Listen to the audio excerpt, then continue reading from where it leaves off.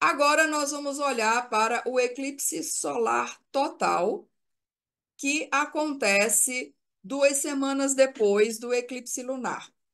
Dados de Brasília, 8 de abril, o eclipse acontece às 15h18, a lua nova acontece às 15h20. Esse é um eclipse de nodo norte. E é um mapa extraordinário. É um mapa interessantíssimo, porque ele também me lembra muito de como o céu estava entre 2020 e 2021. Nós tínhamos um feixe também muito próximo, e nós teremos nesse período, apesar de Plutão já estar bastante afastado do restante do céu, nós vamos ter esse aglomerado de planetas entre os signos de Peixes e de Touro. Aqui um sextil, praticamente. Apenas o Plutão está lá um pouco mais afastado. Então, temos esse feixe. Plutão está liderando esse feixe dentro da casa 6 do mapa para Brasília. Temos um estélio muito forte no signo de Áries, aberto por Vênus, que está a 4 de Áries. Então, nós temos Vênus, o nodo norte, Lua e Sol, Quíron e Mercúrio. Agora, minha gente, olha isso aqui. Eu não sou tão antiga na astrologia, mas eu nunca tinha visto isso aqui. Nós teremos uma tríplice conjunção. Teremos o eclipse acontecendo em conjunção exata de grau e minuto ao asteroide Quirón. O eclipse acontece a 19h24 de Áries. Quirón está a 19h24 de Áries. Isso não é uma coisa comum, definitivamente, o que coloca Quirón em grande destaque nesse eclipse. Esse estélio em Áries, inclusive a própria Vênus, que está ainda dentro da casa 7, mas já a 1 grau de distância, da 8. Está todo mundo dentro da casa 8. Você lembra que o eclipse lunar já aconteceu na casa 8 do mapa de Brasília, certo? Em Libra. Então, neste mapa aqui, de novo, temos uma ênfase de casa 8, uma casa de tributos, uma casa de crises, uma casa que pode ter implicações nas negociações que o país tem com os seus parceiros. Então, de novo, uma ênfase nessas temáticas de casa 8. E o Quirón, como eu já disse, junto aí em grande destaque. Como se não bastasse tudo isso, quem é o dispositor da lua nova e do eclipse? Quem é que governa o Sol e a Lua? Marte. Onde está Marte? Ele não está numa condição muito boa, porque ele está em Peixes. Marte é um planeta de fogo, ele é quente e seco. A água, o elemento água, é frio e úmido, ou seja, completamente oposto às condições adequadas para Marte funcionar bem, de forma confortável. Então, Marte não está bem nesse mapa.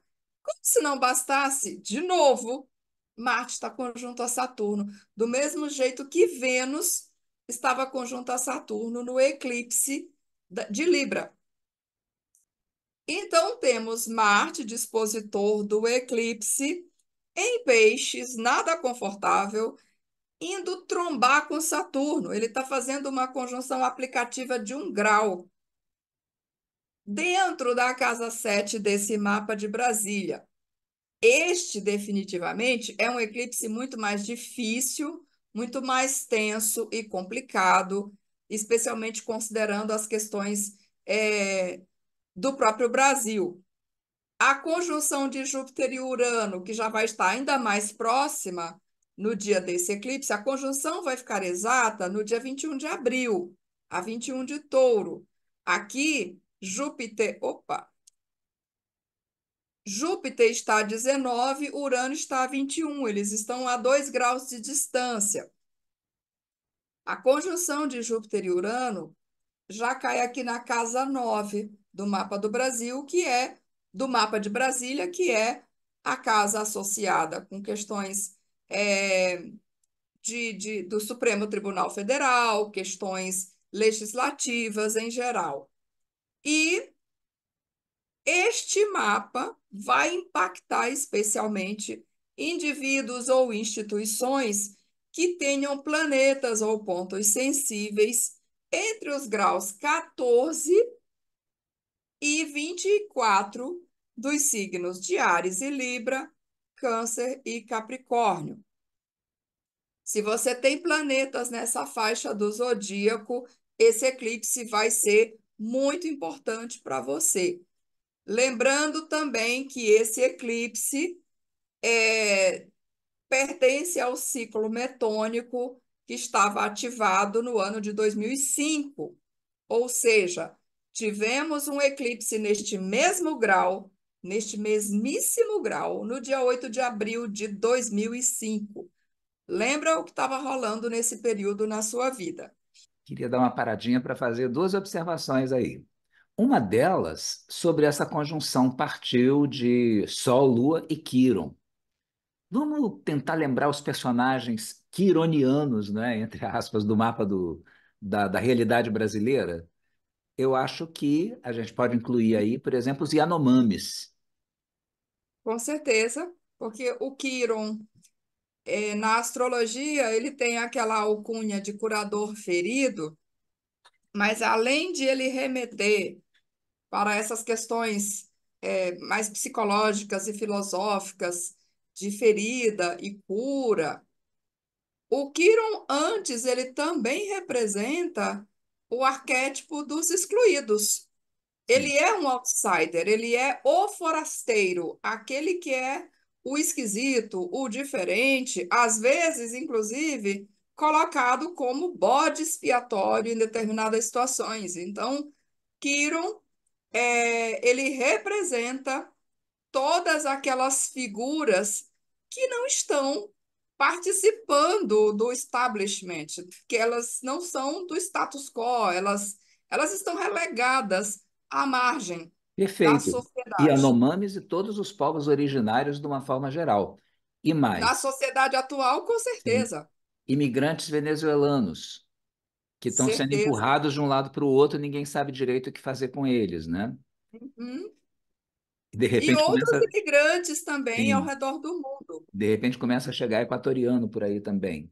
Isso em termos de Brasil, né? No mundo, então, a gente está no momento em que o número de refugiados está aumentando de uma maneira exponencial. Sim. Presidiários, no caso brasileiro, bate com toda a força, né? Definitivamente, especialmente quando pensamos em Quiron passando por Áries. O que é Áries? Quando a gente pensa no signo de Áries, como esse primeiro signo do zodíaco, o instinto de sobrevivência, agressividade, assertividade, e eu sempre faço questão de lembrar a agressividade como instinto neutro, que pode ser distorcido quando a gente não aprende a lidar com isso construtivamente e criminalidade é uma dessas distorções. Então, o Exato. Quiron em Ares fala do quê? De esse indivíduo não se sentir participando dessa sociedade de forma justa, ele não se percebendo como parte desse corpo social, o masculino se percebendo como ferido, como excluído, como frágil de alguma forma. Definitivamente, a, a população de presídio se encaixa perfeitamente nesse contexto.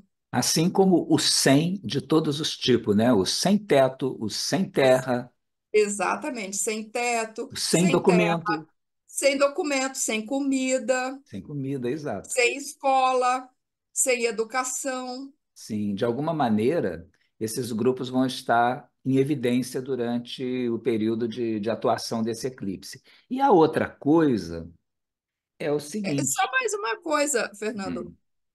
Lembrando que no mapa da independência, Quiron está em Áries, então nós tivemos um retorno de Quiron recentemente dentro da Casa 2 do Brasil. Então, além de Plutão implodindo tudo por ali, Também temos Quirón na casa 2, a nossa ferida crônica, a questão da economia. Exatamente. A questão dos Hum, economicamente marginalizados. exato. Tá. E o outro ponto aí é o seguinte: você falou em 2005, bate com o início do mensalão. Ahá, tá vendo? O mensalão começa, houve um eclipse em abril de 2005. O mensalão começa a ser divulgado em maio e estoura de vez em junho. A partir daí, o Brasil nunca mais foi o mesmo. Nunca mais mesmo. Foi uma questão econômica ligada à sustentação do governo, que estava pagando aquela mesada para ter o apoio de alguns políticos que, na verdade, eram puramente fisiológicos, e envolvia corrupção. Quer dizer, uma temática que continua presente hoje, né? Sim, definitivamente. Definitivamente. Continuando, é, esse é o caminho do eclipse total do Sol, do dia 8 de abril, para nós termos uma noção de onde ele vai realmente ser visível. A linha vermelha é onde temos a ocorrência do eclipse total. Percebemos que essa linha vermelha, ela sobe daqui do Pacífico, atravessa a região central do México e a região mais centro-leste dos Estados Unidos. Então, essas são as regiões mais fortemente impactadas por este eclipse.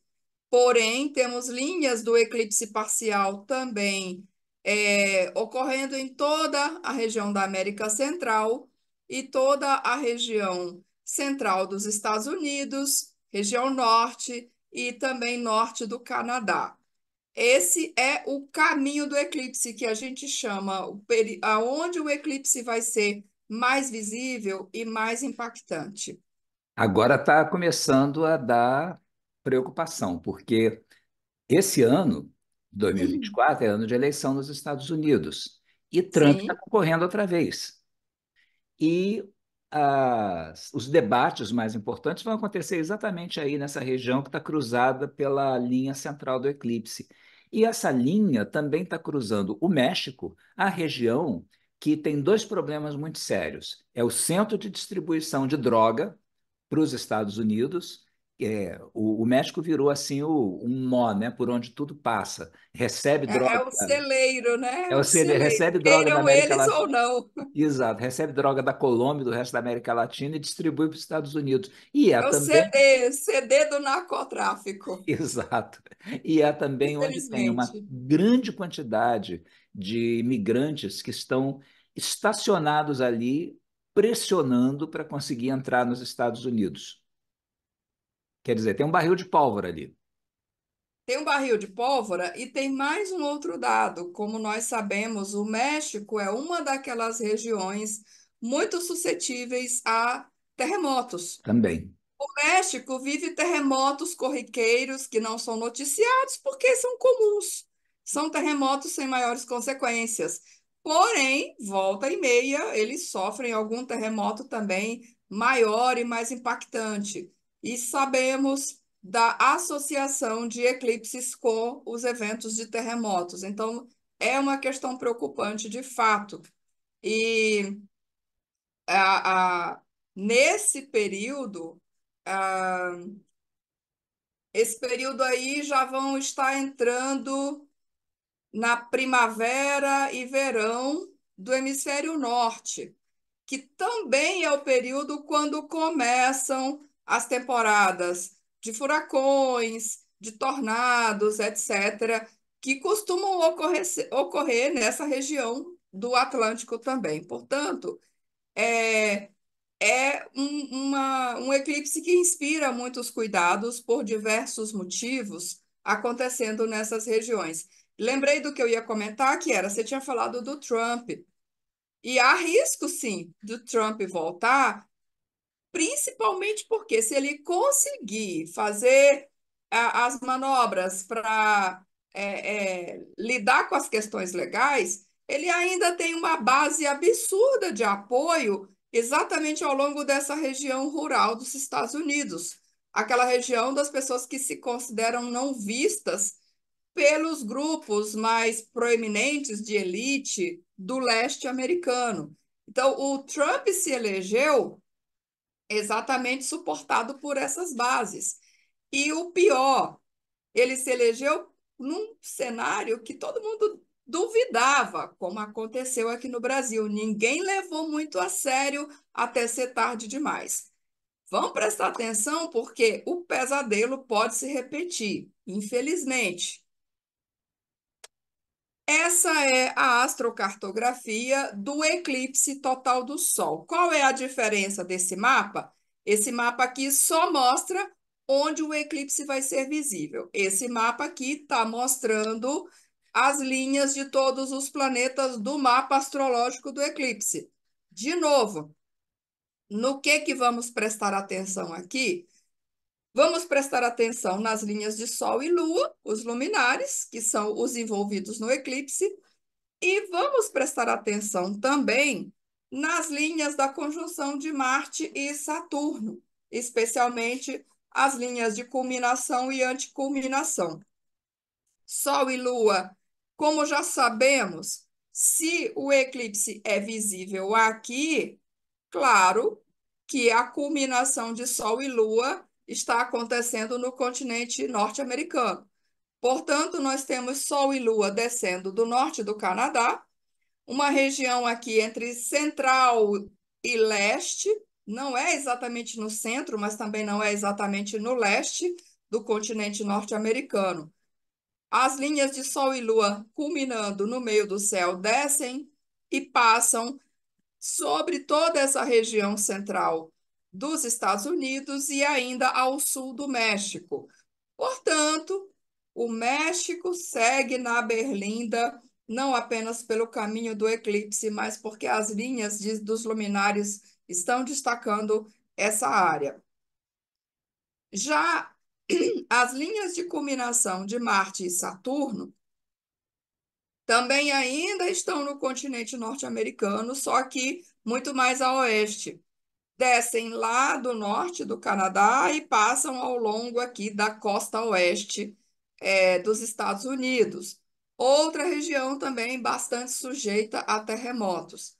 E Marte e Saturno, como nós sabemos, é uma conjunção muito difícil.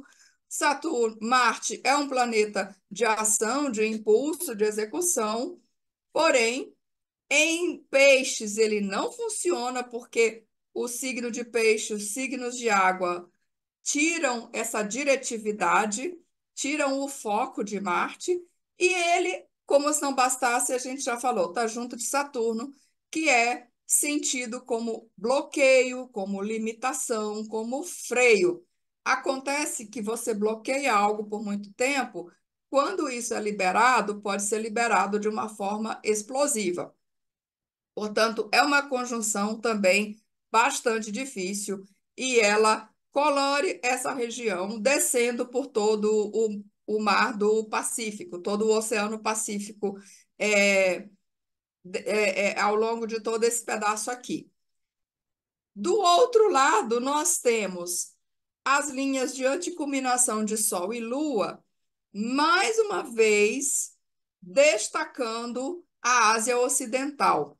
Essas linhas descem do norte da Rússia e passam pela Índia, aquela região ali divisa entre Índia e China, que é outra região bastante nervosa, propensa a conflitos aqui e acolá.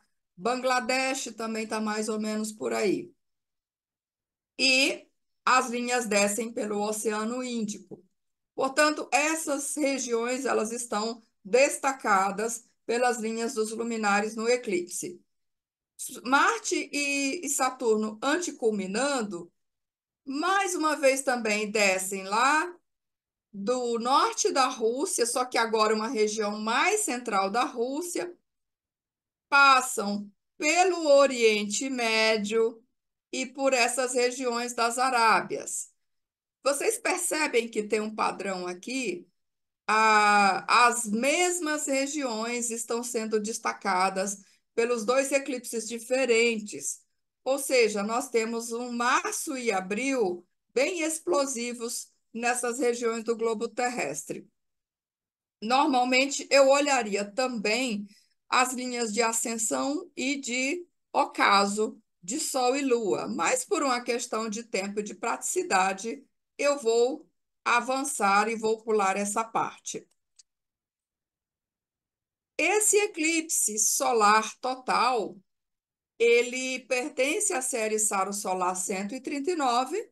Essa é uma série mais jovem, por isso nós estamos agora. Essa série começou no ano de 1501, então estamos na fase em que os eclipses são totais. Essa série nasceu no Polo Norte no dia 17 de maio de 1501, portanto, todos os eclipses ocorrem junto ao Nodo Norte. O que temos neste mapa, em especial? Uma locomotiva puxada por Plutão, que está em Escorpião. A lua nova acontece em conjunção a Saturno. Olha o Saturno aqui em destaque também. A lua nova ela acontece no primeiro decanato de Gêmeos, nos primeiros graus, 4 de Gêmeos, com Saturno muito próximo. Então, é, é um eclipse bem interessante que traz essa tônica muito saturnina de restrição, de controle, de obrigações, de responsabilidades, de se lidar com a realidade. O que também é interessante é que Saturno também neste mapa faz quadratura com Urano, ou seja, também nesta série nós temos um ciclo Saturno-Urano em desdobramento. Desta vez é um ciclo crescente. Saturno faz uma quadratura crescente a Urano, que está em Peixes. No mapa para Brasília, Urano está no ascendente. Então, nós temos dois astros muito conflituosos, angulares, nesse mapa para Brasília. Nesse mapa, nós ainda temos, além do ciclo Saturno-Urano se desdobrando, mais uma vez temos o ciclo Urano-Plutão também se desdobrando. Por quê? Urano também faz quadratura com Plutão. É uma quadratura dissociada, porque Plutão está em Escorpião, Urano já está se afastando, já entrou em Peixes, então é uma quadratura dissociada. Ainda assim, o ciclo está se desdobrando, nesse caso também é um ciclo crescente. E mais uma vez, de novo, nós temos um ciclo Júpiter-Netuno. Neste mapa, Júpiter está a 24 de Áries e Netuno está a 19 de Capricórnio. Também um ciclo crescente. Então, de novo, nós temos uma repetição de temas. A doutora Bernadette Brede é uma astróloga especializada em eclipses e uma das minhas principais fontes quando eu estudo eclipses. Ela fala sobre essa família. Ela pontua lá todos os significadores astrológicos, que eu não trouxe aqui por questão de praticidade, mas ela diz que essa família traz uma tônica de inventividade e flashes de genialidade. Inventividade e flashes de genialidade são a marca desta série. O indivíduo pode ter saltos intuitivos, insights, boas ideias, visões ou sonhos vívidos. Essa inspiração recém-encontrada, por outro lado, pode empurrar a pessoa para longe da sua vida social ou dos seus relacionamentos. Aí você já viu, pode criar conflito, pode causar estresse na vida pessoal dos indivíduos impactados por esta série ou pelos eclipses desta série. É um tempo em que há uma grande necessidade de liberdade, mesmo que isso dure apenas algumas poucas semanas. Portanto, se o seu mapa é impactado Pelos eclipses desta série, particularmente pelo eclipse do dia 8 de abril, se organize, se prepare para estar mais solto ou mais solta, mais livre, sem tantas obrigações te prendendo, porque senão você pode atravessar um período de frustrações com consequências aí imprevisíveis. Então, esse é o mapa da série Saro Solar 139, uma série relativamente jovem. Agora, o eclipse solar total sobre o mapa do Brasil. Dentro, a gente tem o mapa da independência, fora o mapa do eclipse. E aquilo que a gente estava falando, Fernando, o eclipse acontece dentro da casa 2 do mapa da independência. No mapa de Brasília, qual é a diferença? A gente sempre levanta o mapa de uma configuração, de um eclipse ou qualquer configuração importante na astrologia para a capital do país, sinalizando que aquilo vai ter efeito, vai reverberar por todo o país. Então, o mapa do eclipse que é levantado para Brasília traz o eclipse, aquele aglomerado de Áries dentro da casa 8, casa de tributos e de crises. Quando nós sobrepomos o mapa do eclipse ao mapa da independência, isso vira, porque nós temos Áries na casa 2 do mapa da independência. E aquele stellium todo de Áries vem parar dentro da casa 2. O que significa isso? Que temos pela frente mais um período com semanas turbulentas com relação à economia, com relação a finanças, ao PIB, ao tesouro e coisas dessa natureza. Lembra que é um eclipse conjunto exato a Quirón. As questões relacionadas aos excluídos, aos muito pobres, aos miseráveis, também podem estar muito afloradas neste período. Eu disse, casa 2, casa 8. Eixo financeiro. Você queria estar na pele do Haddad em abril? Nem um pouco, de jeito nenhum. E a outra coisa que eu ia pontuar, lembra do Saturno? Essa série traz uma tônica bem saturnina, lembra? Sim. Que a série começa com o eclipse numa conjunção muito próxima com Saturno lá em Gêmeos. E aqui nós estamos num ano em que Saturno fica o ano todo se opondo ao Sol do Brasil. Olha o que congelamos aqui. Está A, exato. con- Esse é um a, dos con- momentos em que a oposição está exata. é, a conjunção Marte-Saturno fica congelada ao Sol do Brasil e é o momento que a oposição Saturno-Sol está partiu. O que que é isso? O Brasil tem o Sol a 14 de Virgem. Nesse momento, Saturno vai estar a 14 de Peixes, oposição de mesmo grau. Então, Sim. se não me engano, é a primeira oposição exata que Saturno faz ao Sol. Então, Considerando que a gente teve um primeiro ano razoavelmente tranquilo no governo Lula. uhum, 2023, não, tirando fora. exceto pelo 8 de janeiro, né? Tirando fora o 8 de janeiro, foi um ano relativamente tranquilo. Começou tranquilo também agora em 2024, mas a partir de abril a coisa começa a pegar fogo, porque o Sol é um significador do governante, é um significador essencial da figura do governante. Você ter um período com Saturno se opondo ao Sol não é um bom augúrio para quem está ocupando o cargo máximo, o cargo que simbolicamente seria o do rei. Nem para o presidente, nem para os governadores, né? Exatamente. E aí, nós tivemos ao longo de 23 Saturno no primeiro decanato de Peixes, fazendo quadratura com a Lua Júpiter do Brasil, como nós Sim. sabemos, que já foi esse clima bastante tenso, inibido que a gente viveu em 23. Agora temos Saturno se opondo ao Sol, quer dizer, 2 anos seguidos pegamos os luminares.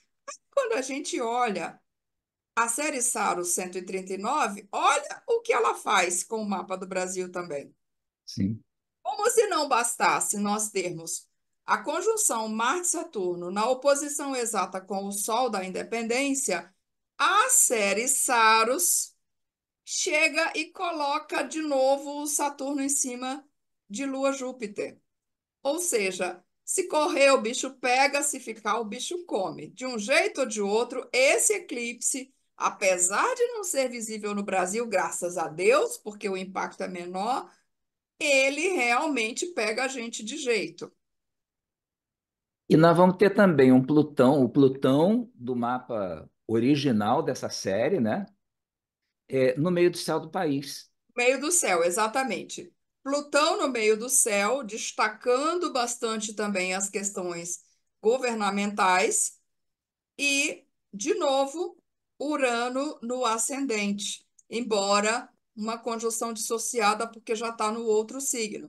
Marte também, embora fora de signo, já está aqui cutucando a cabeça de Plutão.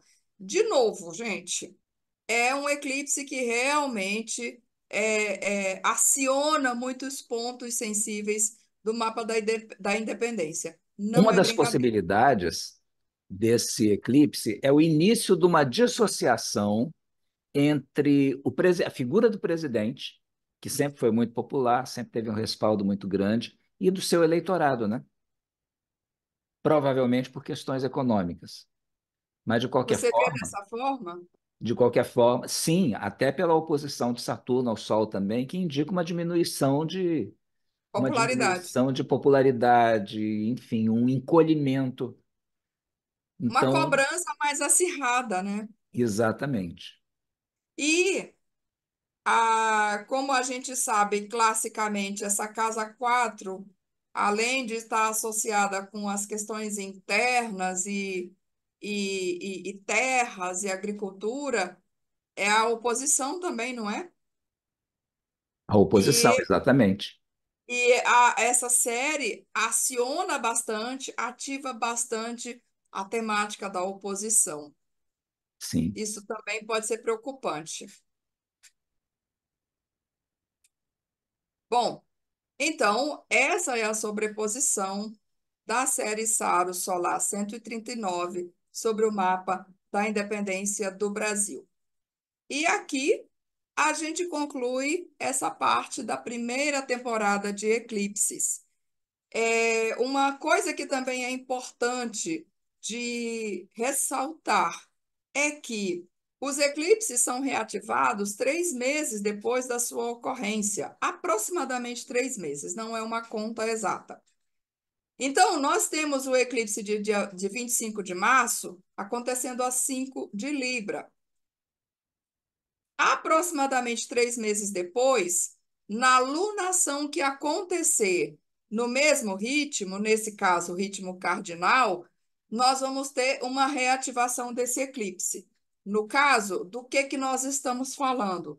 Estamos falando da lua cheia acontecendo a 1 de Capricórnio, no dia 22 de junho.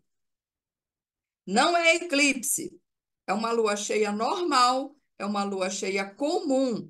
Porém, como ela acontece num grau próximo à quadratura do grau do eclipse, essa lua cheia aciona, ela detona de novo a temática dos eclipses.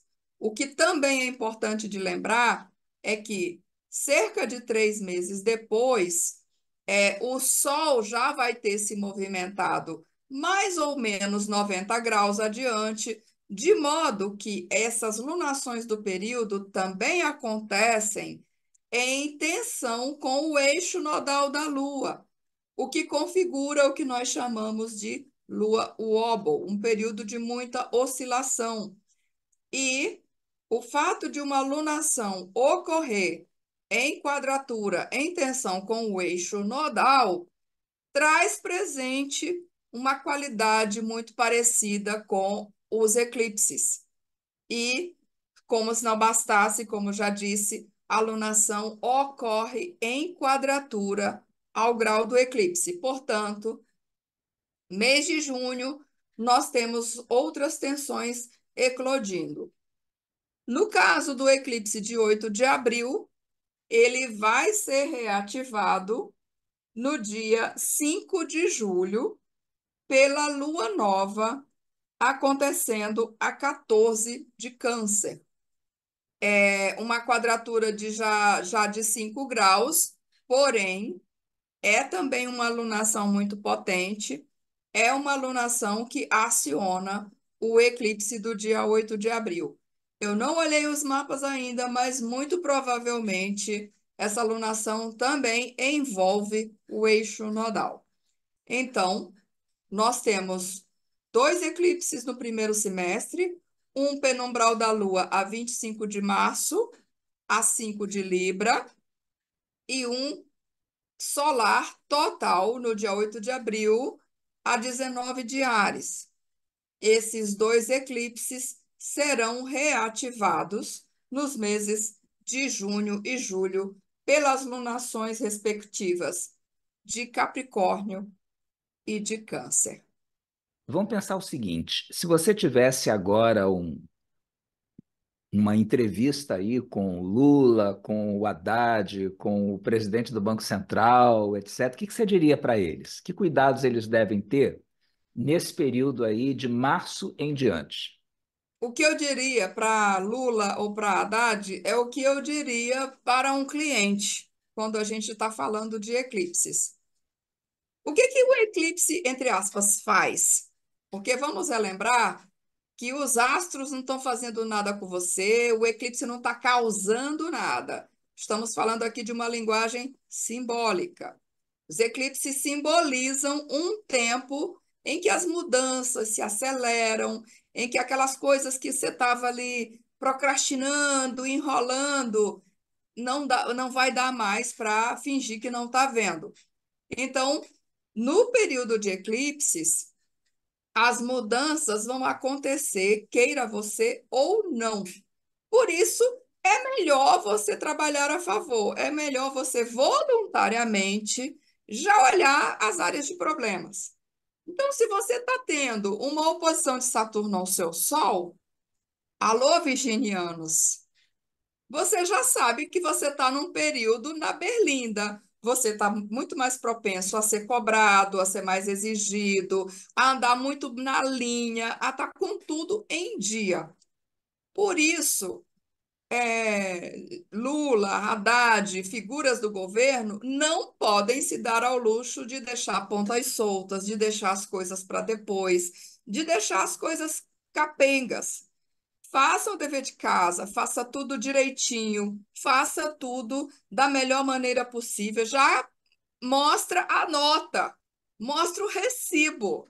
Então já se documenta, já vai prestando contas conforme as coisas vão acontecendo, porque se tem ponta solta, se tem alguma coisa que está propensa a quebrar e você veio enrolando, você botou um esparadrapo aqui, você botou um durex ali para não levar para consertar direito, prepara porque o negócio vai pipocar bem na sua cara. Perfeito. Então, Um ponto importante para a gente lembrar é que nem eclipse, nem nenhuma configuração astrológica é determinante a ponto de decretar que um determinado processo político, econômico, etc., vá ser desencadeado inevitavelmente. Não. não. Você pode ter indicações sérias de crise que, na medida em que são mapeadas e reconhecidas, podem ser contornadas e evitadas. Sim, definitivamente. É o que eu estou dizendo. Olha quais são as áreas potenciais de problema e dica para as pessoas em casa. Como é que você olha isso também? Como é que você refina isso? Se você tem alguma familiaridade com o seu mapa, olha onde você tem os signos de Libra e de Áries. É nessas áreas que as crises podem acontecer. E você já sabe, ninguém aqui está dormindo. Finge que está dormindo. Mas a gente Hum. sempre sabe quais são as áreas onde a gente pode ter problema. E a gente até tenta fingir que não vê. Se você já sabe disso, se antecipa. Vê que tem um negócio que você não lidou ainda, que você não resolveu direito, para de fugir do negócio, vai lá e enfrenta o bicho. Você pode até se surpreender descobrindo que o bicho nem é tão feio assim. E tem um outro ponto também, que a gente está vendo o Brasil institucionalmente tentando atuar em algumas crises internacionais, opinando, tomando iniciativas em fóruns internacionais, por exemplo, na questão de Israel e Hamas, na questão de Rússia e Ucrânia, etc. Tentando muitas vezes chegar a um papel de mediação, né? Propondo ações mediadoras. Está na hora de fazer isso, porque a gente viu ali os dois eclipses e viu as áreas que esses eclipses estão ativando. Estão ativando Rússia, estão ativando Oriente Médio inteiro, estão ativando Estados Unidos, que vai ser um ano complicado, que é um ano eleitoral, está ativando México. São 4 regiões que estão muito fortemente ativadas. É para o país meter a mão nessa cumbuca ou ficar o mais longe possível de um posicionamento assim ostensivo nas questões relacionadas aos países que estão nessas áreas? Aqui eu não tenho como dar uma fala isenta, completamente isenta, porque afinal a Eunice também tem uma opinião, né? Mas olhando muito mais para o lado astrológico, com o Saturno se opondo ao Sol, um Sol de casa 7, as chances são muito pequenas. Ele está, na verdade, como eu disse, na berlinda. Tudo que fizer de errado vai aparecer muito mais. Então, eu diria, o Saturno está passando pela casa 1 do Brasil, quer dizer, que é o próprio país. A gente já, ele precisa lidar muito mais com o que está acontecendo aqui, com as suas questões locais, e não é que ele vai fingir de besta e lavar as mãos completamente para o que está acontecendo no resto do mundo. O Brasil já teve um papel muito de muito destaque na diplomacia internacional no passado, inclusive protagonizado pelo próprio presidente Lula, que perdemos esse posto por diversas questões que vieram depois, inclusive as mais recentes.